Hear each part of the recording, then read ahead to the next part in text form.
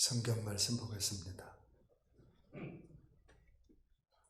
오늘 같이 보실 하나님의 말씀은 구약 성경 사무엘상 1장 9절부터 18절까지입니다.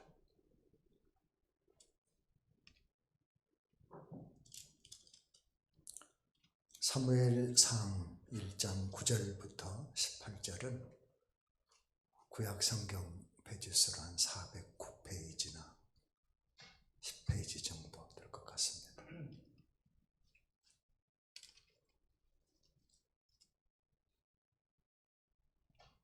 이제 제가 봉독을 하겠습니다. 그들이 실로에서 먹고 마신 후에 한나가 일어나니 그때 제사장 엘리는 여호와의 전 문설주 곁 의자에 앉아 있었더라. 한나가 마음이 괴로워서 여호와께 기도하고 통곡하며 서원하여 이르되, 만군의 여호와여, 만일 주의 여종의 고통을 돌보시고 나를 기억하사 주의 여종을 잊지 아니하시고 주의 여종에게 아들을 주시면 내가 그의 평생에 그를 여호와께 드리고 삭도를 그의 머리에 대지 아니하겠나이다. 그가 여호와 앞에 오래 기도하는 동안에 엘리가 그의 입을 주목한즉 한나가 속으로 말하며 입술만 움직이고 음성은 들리지 아니하므로 엘리는 그가 취한 줄로 생각한지라. 엘리가 그에게 이르되, 네가 언제까지 취하여 있겠느냐? 포도주를 끊으라 하니 한나가 대답하여 이르되, 내 주여, 그렇지 아니하나이다. 나는 마음이 슬픈 여자라. 포도주나 독주를 마신 것이 아니요 여호와 앞에 내 심정을 통한 것뿐이오니 당신의 종을 악한 여자로 여기지 마옵소서. 내가 지금까지 말한 것은 나의 원통함과 격분됨이 많기 때문이니이다 하는지라. 엘리가 대답하여 이르되, 평안히 가라.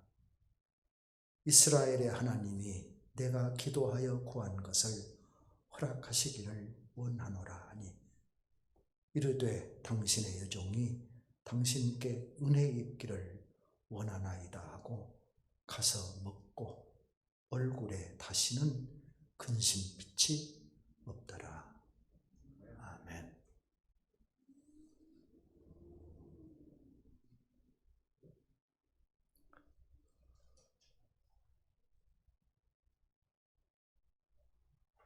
지금부터 제가 퀴즈 하나를 내겠습니다. 틀리면 민망하니까 속으로만 답을 생각하시면 되겠습니다. 하나님을 섬기는 신앙인들이 제일 많이 하기를 원하면서도 실천은 잘하지 못하는 것.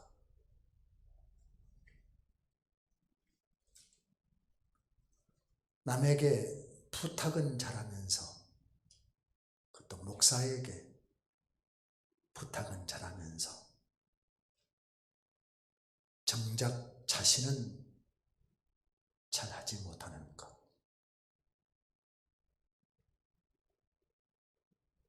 그럼에도 불구하고 우리가 결코 놓을 수도 없고 소홀히 할 수도 없는 것.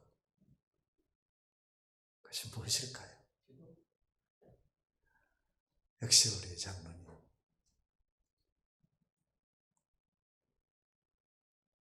오늘 설교는 그 이야기를 할까 그럽니다. 사순절을 한 주간 앞두고 있는 이 사순절 기간에 우리가 왜 그걸 해야 되는지 그 이야기를 할까 그럽니다.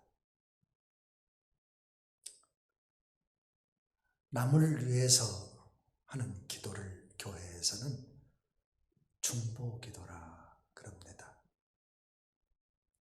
중보기도할 때 그 중자가 인변의 가운데 중자를 써서 버금 중자를 쓰고, 보자는 역시 인변에 어리석을 태자를 써서 지킬 보, 그래서 중보 그럽니다. 중보라는 말은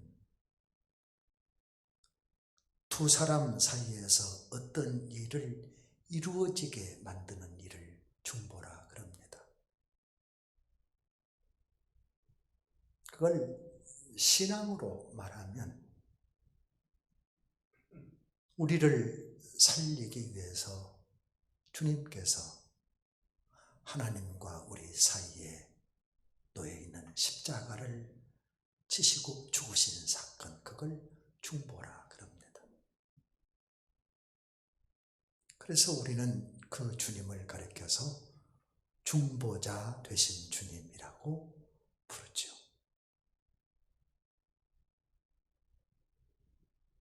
중보기도의 시작은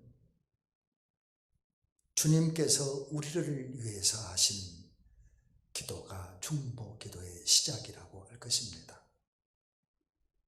주님의 중보기도의 대표적인 말씀이 요한복음 17장입니다.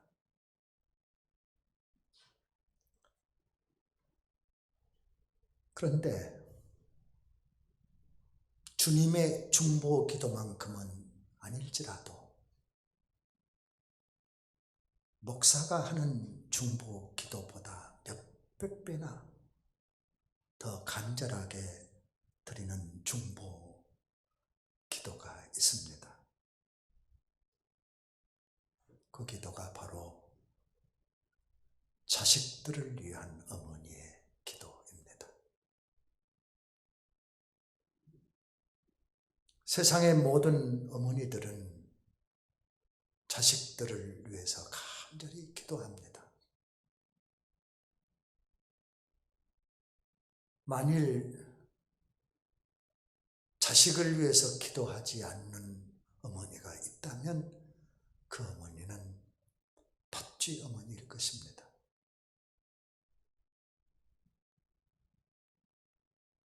우리가 다 아는 평범한 이야기지만은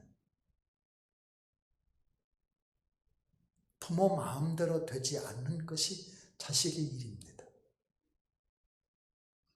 그러니 부모로서는 당연히 기도할 수밖에 없습니다. 왜냐하면 달리 다른 방법이 없기 때문에. 혹시 여러분 가운데 다른 길을 아신 분이 계신다면 예배 끝나고 제게 좀 가르쳐 주십시오. 저도 그렇게 한번 해볼게요. 제가 알고 있는 한은 다른 길은 없습니다.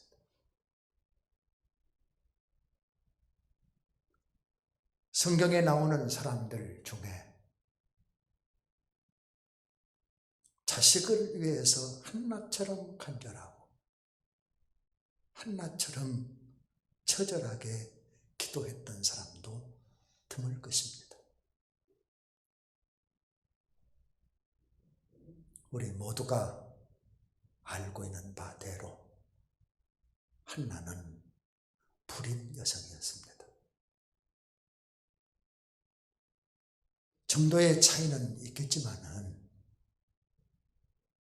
그래도 지금은 불임이라는 이유 때문에 사회적으로 무시를 당하는 일은 드물 것입니다. 그런데 당시 이스라엘 사회는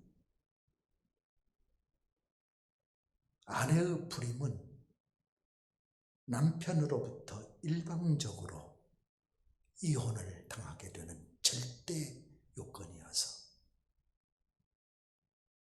당시 불임 여성들은 남편이나 그 가문으로부터 어떤 불이익을 당한다 해도 다 감수할 수밖에 없었습니다. 그래서 소위 대를 잇기 위해서 아내가 나서서 남편의 후사를 잇기 위해서 후사를 이을 여자를 남편에게 소개했다는 사연은 기막힌 이야기지만 성경에 나오는 이야기 중에 하나입니다. 그 대표적인 사람이 아브라함의 아내 사라입니다. 그런 상황이라 대를 잇기 위해서 아내 한나도 남편 엘가나에게 아마 대를 잇기 위해서 여인을 소개했을 것이고 엘가나도 대를 잇기 위해서 두 번째 부인을 맞이했을 것입니다. 그 두 번째 부인의 이름이 분인나입니다. 읽지는 않았지만 1장 4절 말씀을 참고해 보면 분인나는 아이를 최소한 둘 이상은 낳았던 것 같습니다. 이 또한 우리가 다 알다시피 여자가 아이를 낳는데 오늘 아침에 폭 낳고 내일 아침에 또 폭 낳고 암탉이 알을 낳듯이 날마다 퐁퐁퐁 낳는 것은 아니지 않습니까? 최소 10달 아닙니까?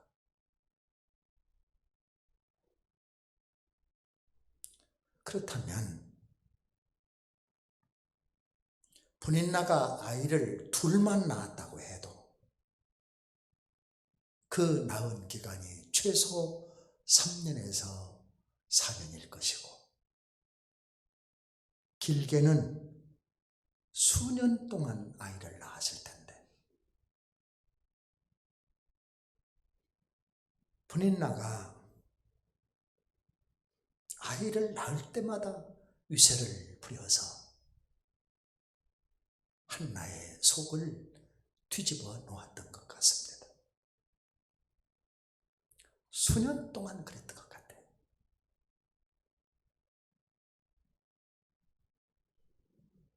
제 짐작으로 그렇게 말씀을 드리는 것이 아니라 역시 읽지는 않았지만 1장 6절에 분인나가 한나를 심히 격분하게 하여 괴롭게 했다라고 번역된 히브리 말이 카스라암이라는 말인데 이 카스라암이라는 말은 화를 돋구기 위해서 부채질했다.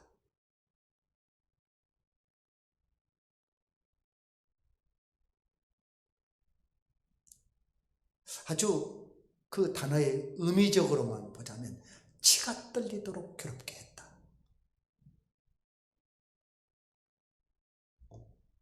그런 이야기입니다. 더구나 문법적 의미로만 보자면 미완료입니다. 분인나가 한나의 속을 뒤집는 일이 한 번만 하고 끝난 게 아니라 미완료. 아기를 낳을 때마다 속을 뒤집어 놨다는 의미죠.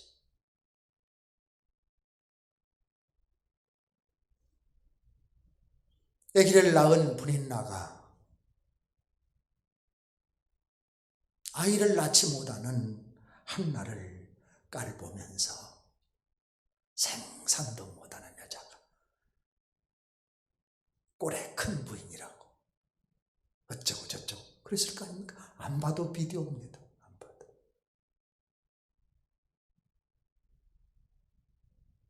아기를 낳을 때마다 오장을 뒤집어 놓으니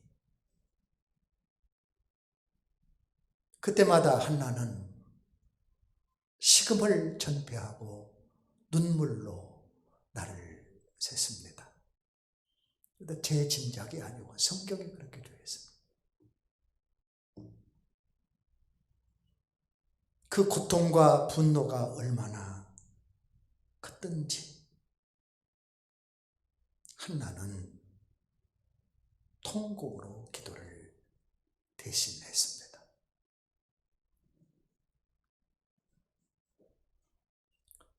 그러나 우리는 여기서 그 인고의 세월 속에서도 한나가 끝까지 간직했던 신앙을 눈여겨볼 필요가 있습니다.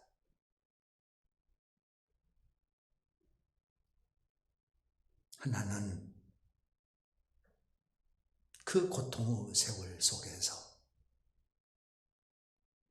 마음이 무너질 때마다 통곡으로 기도를 대신했지만은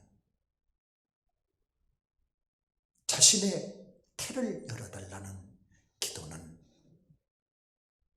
놓치지를 않아요. 초지일관.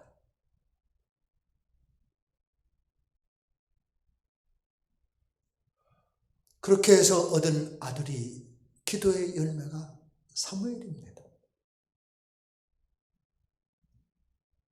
훗날 사무엘은 이스라엘의 왕 두 사람을 자기가 직접 안수해서 세웠습니다. 초대왕 사울, 이대왕 다윗을 솔로몬이 안수해서 세웠습니다. 이스라엘 역사상 전무후무한 일입니다.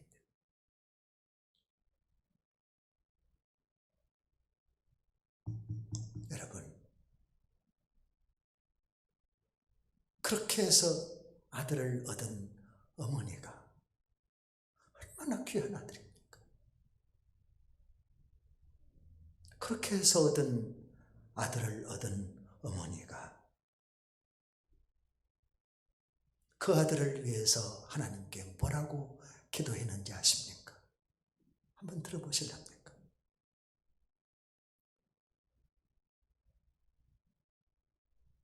사무엘의 어머니 한나의 기도입니다.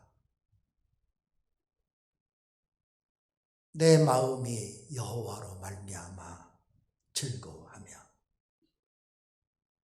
내가 주의 구원으로 말미암아 기뻐하리로다. 여호와와 같이 거룩하신 이가 없으니 교만한 말은 다시 하지 말 것이며 오만한 말은 입 밖에도 내지 말지어다. 여호와는 가난하게도 하시며 부하게도 하시며 낮추기도 하시고 높이기도 하시는도다. 그렇게 기도를 해.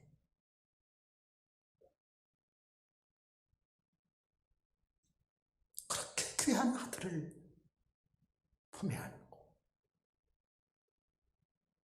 가슴에 품고 우리 같으면 하나님이 주셨으니까 부자로 살게 해주십시오. 하나님이 주셨으니까 출세하게 해주십시오. 그렇게 기도할 법한데 사무엘의 어머니 한나는 뭐라고 기도하는가 하면 교만한 말은 다시 하지 말 것이며 오만한 말은 입 밖에도 내지 않도록 해달라고 그렇게 기도를 하는 거예요.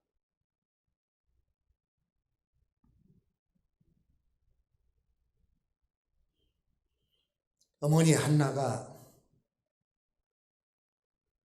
아들 사무엘을 위해서 그런 기도를 하며 살았던 곳은 라마다임 소빔이라는 곳입니다.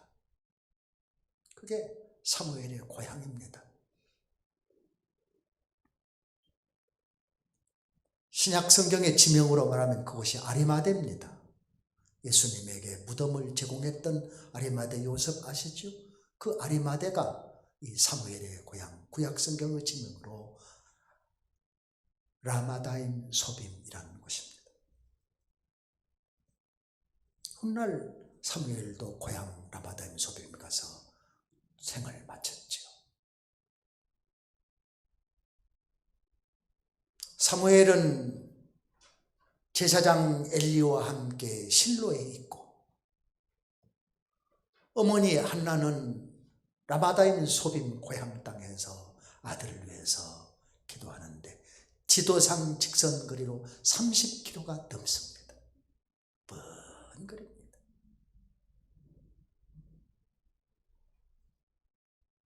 짐작하건대 어머니 한나는 멀리 있는 아들 사무엘을 생각하면서 저녁마다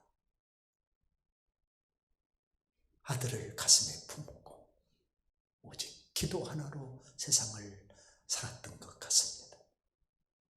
평생을 그렇게 산 거예요.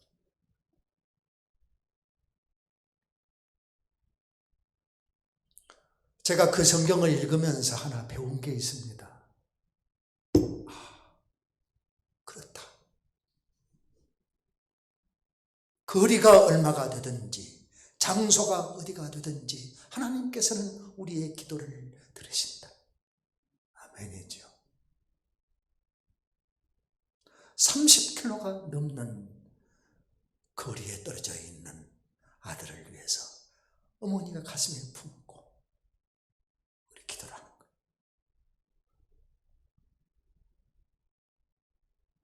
사무엘이라는 이름의 뜻이 무엇인지 아시죠?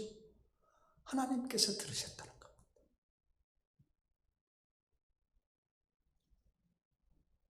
제가 히브리말 성경을 펴놓고 하나님께서 들으셨다, 사무엘. 그 단어를 살펴보면서 듣다라는 동사, 쏴마라는 동사는 수동형 분사예요. 하나님께서 들으셨다는 말보다 하나님께서 들어주셨다는 말이 문법적 해석에 더 가까워요.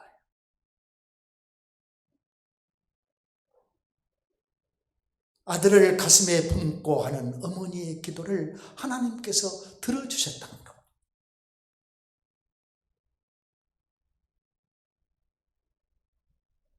그 어머니의 기도를 먹고 자란 아들 사무엘이 훗날 뭐라고 말한 줄 아십니까?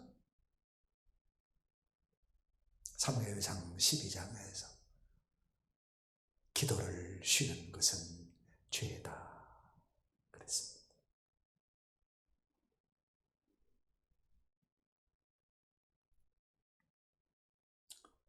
며칠 전에 약속이 있어서 시내에 나오는데 지하철을 타고 시내를 나왔습니다.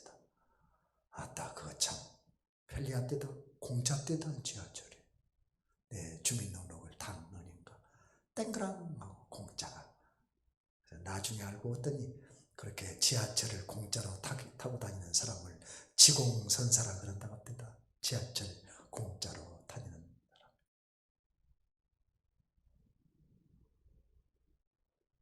도산역에서 자리에 앉았는데 돌고개쯤 와가지고 어떤 여자분이, 노인분이 제 맞은편 의자에 앉으셨습니다. 조그만 두어 정거장 지나니까 어떤 다른 여자분이 또 딱 타셔가지고 옆에, 그 여자분 옆에 앉아 서로 모르는 사이.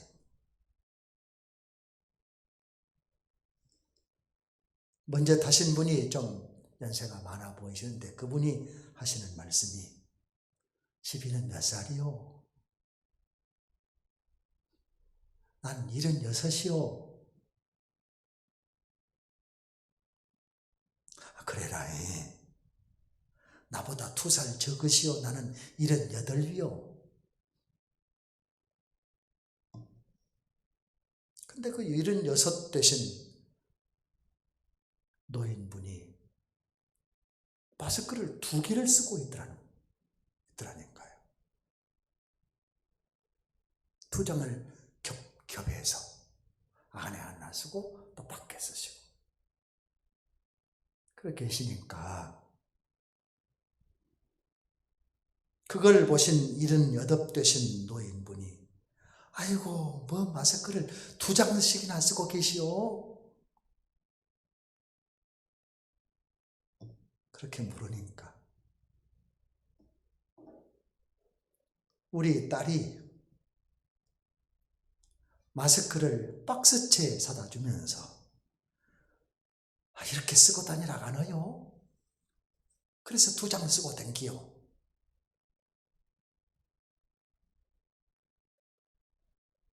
그 말을 듣자마자 78 되신 분이 하시는 말씀이 아이고 우리 아들이 우리 딸이 의대 교수인데 마스크를 나도 박스채 사다 쟁여놨어. 나 쓰고 댕기라고.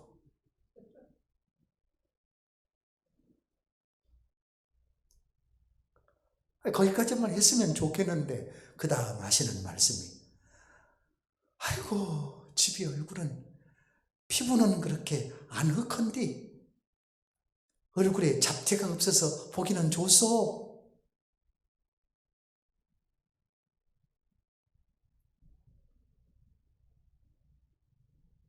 자기 딸이 의대 교수라는 말을 하니까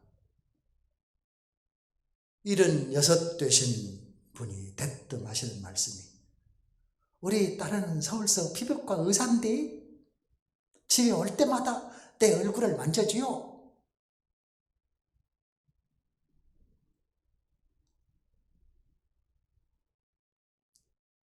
그 다음 78 되신 그 노인분이 하시는 말씀을 듣고 내가 속으로 얼마나 웃었는지 모릅니다. 우리 딸은 서울서 피부과 의사인데 집에 올 때마다 내 얼굴을 만져줘요. 그렇게 말씀을 하시니까 78 되신 분이 그 말을 듣자마자 하는 말이 딸이 와서 피부 좋아지라고 얼굴만 만져주면 뭐든다요? 껍데기를 싹 벗겨버려야 흑해지지.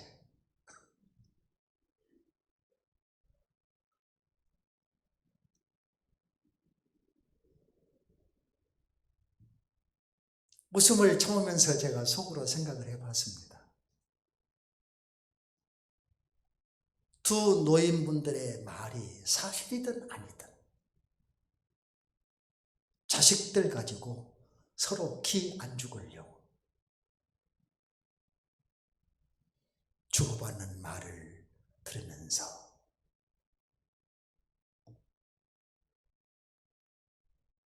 부모에게 자식은 무엇일까?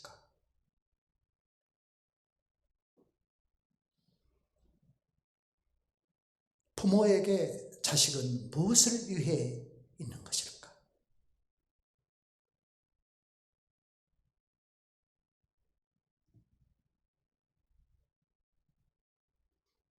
그 생각을 하면서 지하철을 타고 가다가 언뜻 제 머릿속에 신앙인에게 있어서 자식은 무엇일까?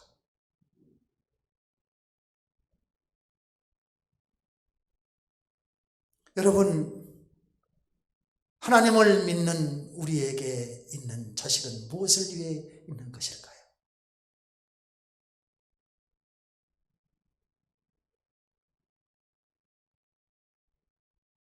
죄송하지만은 하루도 빠짐없이 예배 때마다 한 끼도 빠짐없이 식사 때마다 저는 저희 두 아이들을 위해서 빠짐없이 기도를 합니다. 물론 예배 때마다 우리 예수사랑교회 교인들을 위해서 기도하고 식사 때마다도 여러분을 위해서 기도합니다.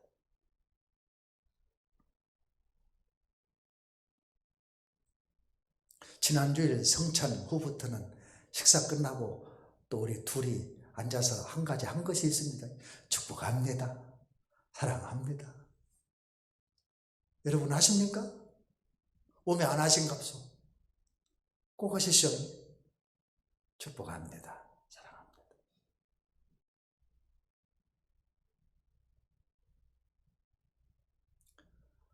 여러분도 텔레비전을 보셔서 아시겠지만 엊그제 또 전투기 2대가 훈련 중에 사고로 생떼 같은 자식들이 순직을 했습니다.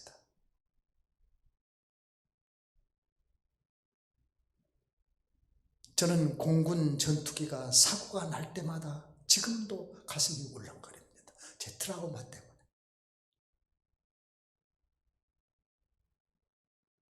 저희 어머니는 당신님이 22살 때 일본에서 아들 3살 낳아가지고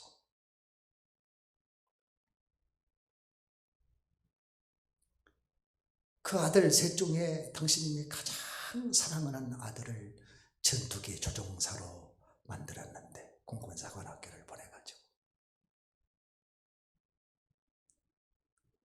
장가 간 지 6개월 만에 26 된 그 아들을 하늘나라로 보냈습니다. 그때 우리 어머님 나이가 48인데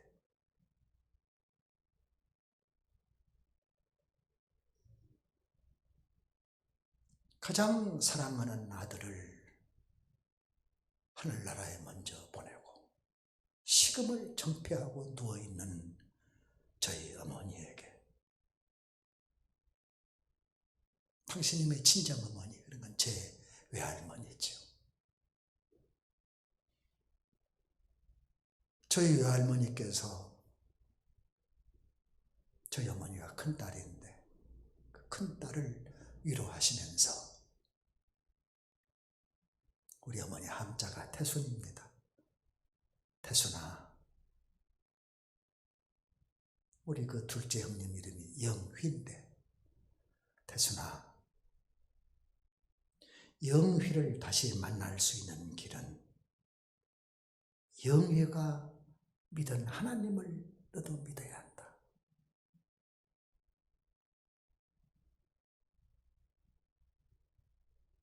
그 전도를 받고 신앙생활을 시작을 하셨습니다. 아들 만날 욕심에.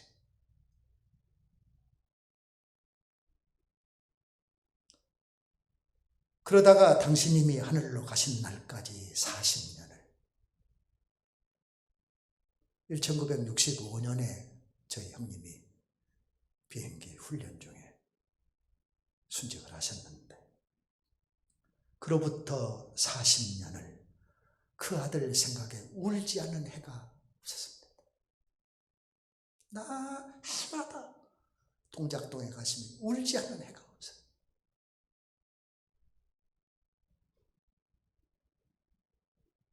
매일 저녁이 되면 눈이 벌게 가지고 하늘나라에 있는 아들과 남은 아들들을 위해서 기도하지 않는 날이 없이 사시다가 당신님도 하늘나라로 가십니다.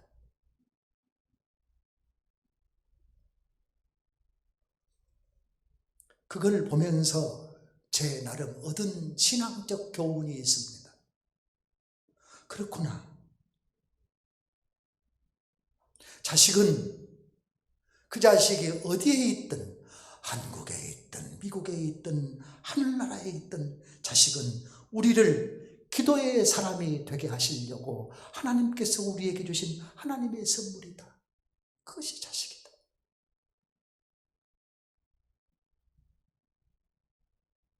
자식은 우리를 기도의 사람이 되게 하시려고 주신 하나님의 선물입니다.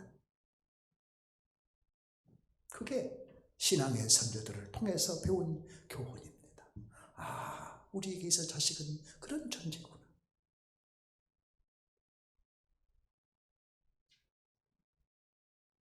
언제 말씀드렸죠? 이 하늘나라에 어디서인가 이 땅에 있는 누군가가 나를 위해 눈물로 기도해 주는 사람이 있다면 그 사람은 복이 있는 사람이라고 말씀드렸죠.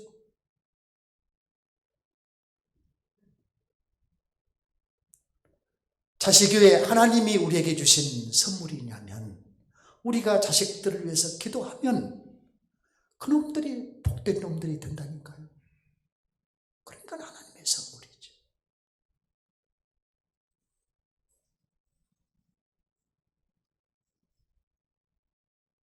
여러분, 이 하늘 아래 여러분을 위해서도 누군가가 기도하고 있을 것입니다. 아이고 목사님, 나 같은 사람을 위해서 누가 기도한다요? 아니요. 하다 못하면 부족하지만 여러분의 목사인 제가라도 여러분을 위해서 기도하고 있을 것이고 기도하고 있습니다.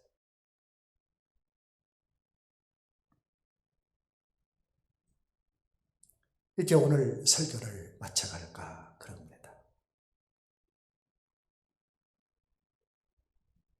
여러분, 우리가 세상을 살면서 마음이 무너지는 일이 어디 한두 번입니까? 때로는 직장의 일로, 때로는 왼손남의 돈 때문에, 때로는 죄송하지만 자식들 때문에 마음 무너진 일이 한두 번이 아니에요.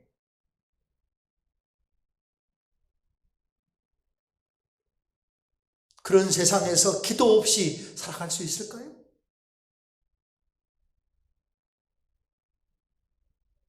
마음이 무너질 때 기도 없이 살아갈 자신은 있으십니까?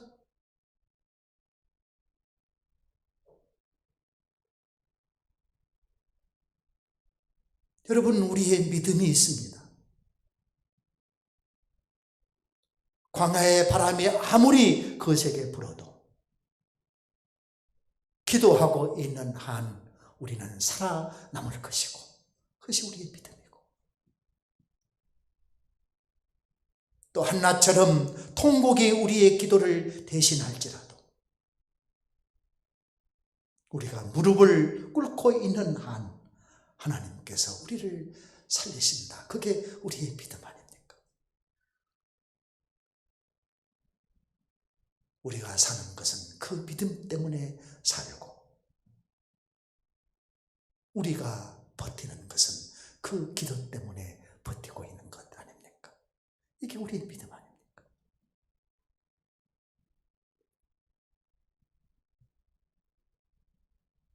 그러므로 여러분, 마음이 무너지더라도 호흡을 다시 가다듬고 하늘을 우러러보면서 우리도 누군가를 위해서 다시 기도할 수 있기를 소망합니다. 기도는 마음이 무너질 때 우리가 살아갈 힘이고, 기도는 우리의 마지막 버팀목입니다. 기도하겠습니다.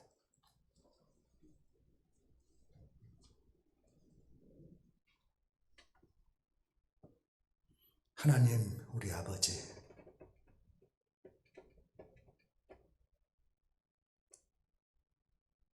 세상을 둘러봐도 기도 없이는 살 수 없을 것 같습니다. 우리로 하여금 다시 호흡을 가다듬고 하늘을 우러러보면서 다시 우리의 무릎이 아버지 앞에 꺾여지게 하여 주시옵고, 아버지 앞에 토하는 소리가 통곡이라 할지라도 다시 우리가 기도를 토하게 하여 주옵소서. 예수님의 이름으로 기도하옵나이다. 아멘.